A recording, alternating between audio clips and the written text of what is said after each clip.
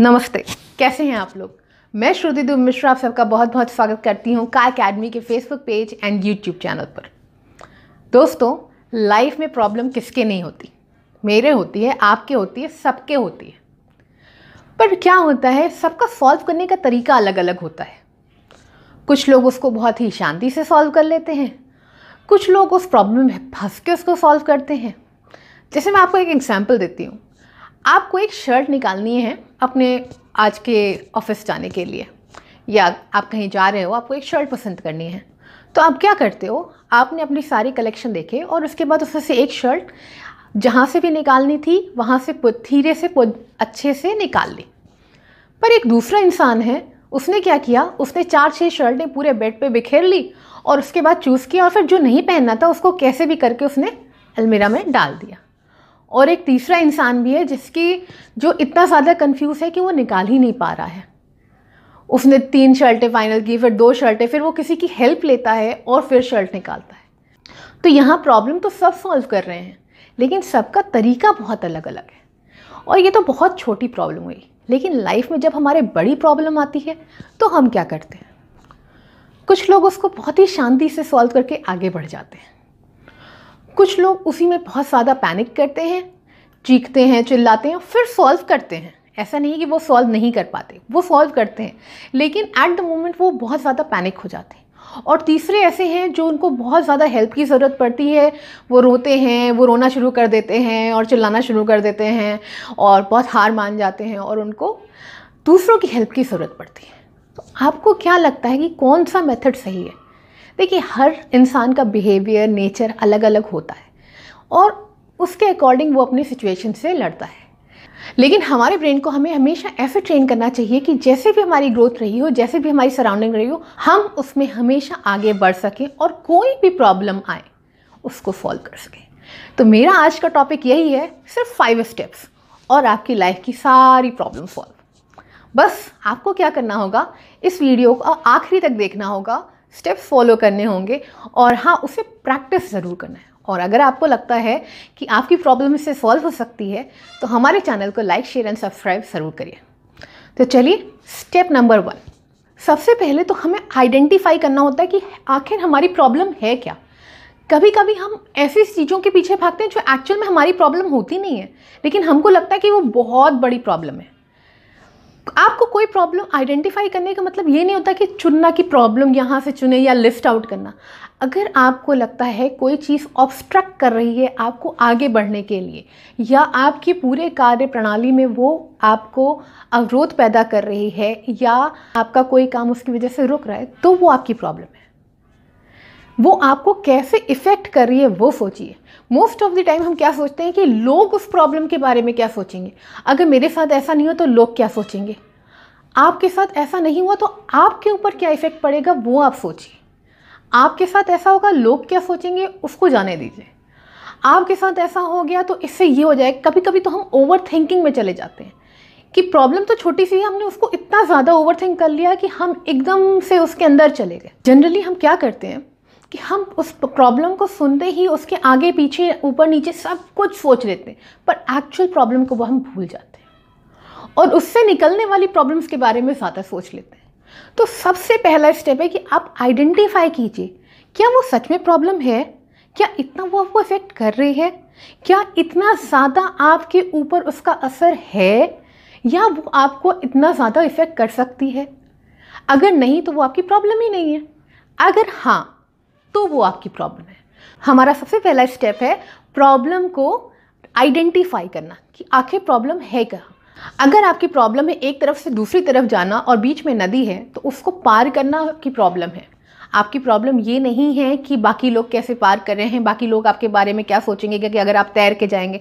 अगर आप तैर के जा सकते हो तो जाइए, अगर आप बोट लेके जा सकते हो तो जाइए, वो आपके ऊपर है। तो उस प्रॉब्लम को आइडेंटिफाई कीजिए। ये मत सोचिए कि आपके आसपास लोग आपके बारे में क्या सोचेंगे या उससे दूसरों पर क्या इफेक्ट पड़ेगा। Second step, stop thinking negatively about any problem. क्योंकि जब हम नेगेटिवली सोचते हैं तो हम इतने ज़्यादा अनॉयड हो जाते हैं कि हम चीखने लगते हैं, चिल्लाने लगते हैं, या फिर हम उसके बारे में कुछ गलत ही कर जाते हैं जो हमें शायद नहीं करना चाहिए। इसका बेस्ट एग्जाम्पल है जब राम जी ने धनुष तोड़ा और परशुराम जी सभा में आए तो परशुराम जी तो क्रोधित थे, क्योंकि उनको लगा कि उनका शिव धनुष टूट गया और वो बहुत ज़्यादा क्रोधित हो गए और गुस्से में वो अपशब्द बोलते जा रहे थे। पर राम जी उनकी बातें बहुत आराम से सुन रहे थे। पर लक्ष्मण जी उनसे आर्ग्यूमेंट में आ गए और उन्होंने उनसे भी ज़्यादा कठोर शब्द बोलना शुरू कर दिया। यानी प्रॉब्लम हुई थी कि धनुष तो टूट गया था, प्रॉब्लम थी, तो राम जी शांति से इसका सल्यूशन ढूंढ रहे थे, क्योंकि परशुराम जी के क्रोध से सब लोग वाकिफ थे, सबको पता था वो कितने ज़्यादा क्रोधी हैं। तो राम जी तो खड़े होकर सल्यूशन सोच रहे थे, लेकिन लक्ष्मण जी उनसे आर्ग्यूमेंट में आ गए और वो उनका गुस्सा बढ़ाता गया बढ़ाता गया बढ़ाता गया। लेकिन राम जी ने उस चीज़ को पॉजिटिवली लिया, क्योंकि वो जानते थे कि वो धनुष परशुराम जी के लिए कितना महत्वपूर्ण है। और जब राम जी ने बोलना शुरू किया तो परशुराम जी को भी उनकी बात बहुत ध्यान से सुननी पड़ी और उनका क्रोध भी शांत हो गया। परशुराम जी जो कि सब जानते हैं कि कितने बड़े क्रोधी व्यक्ति थे। तो हमें हमेशा अपनी प्रॉब्लम को पॉजिटिवली सोचना चाहिए, ना कि उसके नेगेटिव एस्पेक्ट्स। अगर हम उसके बारे में पॉजिटिवली सोचेंगे तो ज़रूर हमारा सोल्यूशन मिलेगा। हमारे 2 स्टेप, पहला प्रॉब्लम को आइडेंटिफाई करना, दूसरा उसके पॉजिटिवली सोचना, और तीसरा है फैक्ट्स कलेक्ट करना। अगर हम हमारी प्रॉब्लम के फैक्ट्स नहीं कलेक्ट कर पाएंगे या हम उसके बारे में ज़्यादा से ज़्यादा नहीं जान पाएंगे तो सिर्फ हम ओपिनियन और अजम्पशन पे अपनी प्रॉब्लम का घर बनाते रहेंगे। जब हम घर बनाने जाते हैं तो सबसे ज़्यादा मजबूत हमें अपनी नींव करनी होती है। उस नींव के लिए हम अच्छे से अच्छा मटेरियल खोजते हैं और उसको भरते हैं। उसी तरह अगर आपको अपनी प्रॉब्लम सॉल्व करनी है तो अपने फैक्ट्स कलेक्ट कीजिए, उस प्रॉब्लम को ज़्यादा से ज़्यादा जानिए, उसके रूट तक जाइए और उसको सॉल्व कीजिए। जब किसी स्पोर्ट्स में कोई टीम खेलती हैं तो वो क्या करती हैं, दूसरे टीम के बारे में ज़्यादा से ज़्यादा जानना चाहती हैं, उनके प्लेयर्स के बारे में, वेदर के बारे में और सब कुछ चीज़ों, और वो उसके बेसिस पर अपनी स्ट्रैटेजी बनाती है। और ये स्ट्रैटेजी हर गेम में चेंज होती रहती है, एक ही स्ट्रैटेजी पे पूरी जीवन नहीं चलते। तो अगर आपको लगता है कि इस प्रॉब्लम का ये सोल्यूशन के लिए हमें दूसरा फैक्ट इस्तेमाल करना पड़ेगा, तो आप उसे चुनिए, उसे सोचिए और उसको एनालाइज कीजिए। क्योंकि जब पुल बनाएंगे तभी तो लंका में जाएंगे और लंका जीत के आएंगे। तो वो पुल बनाइए और तब लंका जीतिए, क्योंकि अगर पुल नहीं होगा तो फिर तो समुद्र में हम डूब जाएंगे ना। तो सबसे इम्पॉर्टेंट चीज़ है फैक्ट्स कलेक्ट करना, ना कि अपने अजम्पशन और अपने ही ओपिनियंस को आगे रखना और उसी पर आगे बढ़ते रहना और औंधे मुँह गिर जाना। और हमारा नेक्स्ट स्टेप, 4th स्टेप, वो ज़्यादा इम्पॉर्टेंट है, क्योंकि इतना ज़्यादा जब हम अपनी प्रॉब्लम को जान लेते हैं, उसके बारे में सोच लेते हैं, पुल भी बना लिया, लंका में पहुंच भी गए, बहुत ज़्यादा सोल्यूशन हमारे पास हो जाते हैं। कभी कभी तो हमारे पास एक से ज़्यादा सोल्यूशन हो जाते हैं। तो फिर क्या करें? आप जब कोई ड्रेस पसंद करने जाते हो तो आप शायद 2 ड्रेसेस के जगह 10 ड्रेसेस पसंद करते हो, फिर उसमें से 5, फिर उसमें से 2 एंड फिर उसमें से 1। तो बस अपने सोल्यूशंस को भी उसी तरह रखिए। अगर आपके पास 2 सोल्यूशन रह गए हैं तो प्लान ए और प्लान बी हमेशा रखिए, क्योंकि प्लान ए हो सकता है फेल हो जाए, तो प्लान बी का फॉलोअप ज़रूर रहे। और अपने सोल्यूशन को ऐसे रखिए कि वो आपकी प्रॉब्लम से मैच कर रहे हैं। तो जो सोल्यूशन सबसे ज़्यादा आपकी प्रॉब्लम को मैच करता है बस वही पकड़ लीजिए, क्योंकि जब हम अपनी प्रॉब्लम को इतना ज़्यादा जान जाते हैं ना तो हम कहीं ना कहीं लाइट फील करने लगते हैं और हम सोचते हैं कि अरे ये तो बस इतनी सी बात थी। तो बस वो इतनी सी बात जब तक आपके दिमाग में नहीं आ जाती तब तक अपना सोल्यूशन ढूंढते रहिए। हो सकता है आपको लगे कि इतना लंबा प्रोसेस, ये इतना लंबा प्रोसेस बिल्कुल नहीं है। जब आप इस चीज़ की प्रैक्टिस करते हैं, इस चीज़ को हमेशा फॉलोअप करते रहेंगे, जैसे आप डेली लाइफ में छोटी छोटी बातें सोचते हैं, ये भी वैसे ही है। And last but not the least step, ask for help. मदद मांगना कोई बुरी चीज़ नहीं होती।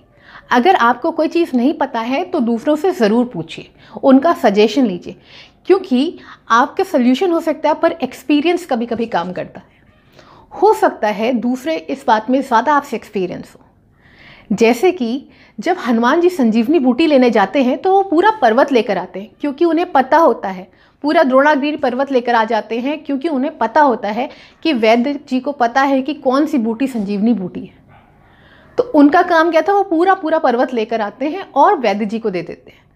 तो वैद्य जी ने उसमें से संजीवनी बूटी आराम से निकाल ली। तो अगर वो ये सोचते रह जाते कि नहीं मुझे ही संजीवनी बूटी लेके जाना है, तो हो सकता है वो टाइम निकल जाता। उन्होंने अपने इस क्षमता का परिचय दिया कि हाँ मैं वहाँ से लेकर आ सकता हूँ। ठीक है, मुझे नहीं पता, मैं पूरा ले आ सकता हूँ, मेरे अंदर इतनी ताकत है कि मैं वहाँ से सब कुछ ले आकर आऊँ और यहाँ से आप उसमें से सेलेक्ट कर लीजिए। तो जो सारी चीज़ें हैं, जो हमारे पुराने वेद हैं, ये सारी चीज़ें हमें एक एग्जाम्पल देते हैं हमें अपनी लाइफ में छोटी छोटी प्रॉब्लम या फिर बहुत बड़ी प्रॉब्लम भी सॉल्व करने के लिए। इसलिए लाइफ में कोई भी प्रॉब्लम हो, बिलीव मी, ये 5 स्टेप्स आपकी लाइफ की कोई भी प्रॉब्लम हमेशा सॉल्व करेंगे। बस इन चीज़ों को प्रैक्टिस करिए और इन्हें धीरे धीरे अपनी हैबिट बनाइए। जब आप इन्हें धीरे धीरे अपनी हैबिट बनाएंगे तो आपको इतने सारे स्टेप्स सोचने भी नहीं पड़ेंगे। आपको तो लगेगा कि अच्छा ये तो ऐसे ही होता था, मैं शायद गलत डायरेक्शन में सोचता था या सोचती थी। और ये सिर्फ आपके पर्सनल के लिए नहीं, ये पर्सनल, प्रोफेशनल, छोटे बच्चों, स्टूडेंट्स, सबके लिए अप्लाई करता है। और अगर आप अपने बच्चों को यंग एज से ही अगर इस चीज़ की शिक्षा देंगे तो ये उनकी हैबिट बन जाएगी। तो बस दिल खोल के हंसिए, ज़िंदगी जीते रहिए, हार हो या जीत हो हमेशा कोशिश करते रहिए, खिलखिलाते रहिए, स्वस्थ रहिए, सुरक्षित रहिए। और मैं श्रुति देवी मिश्रा मिलूंगी आपसे अगले वीडियो में। तब तक के लिए नमस्कार।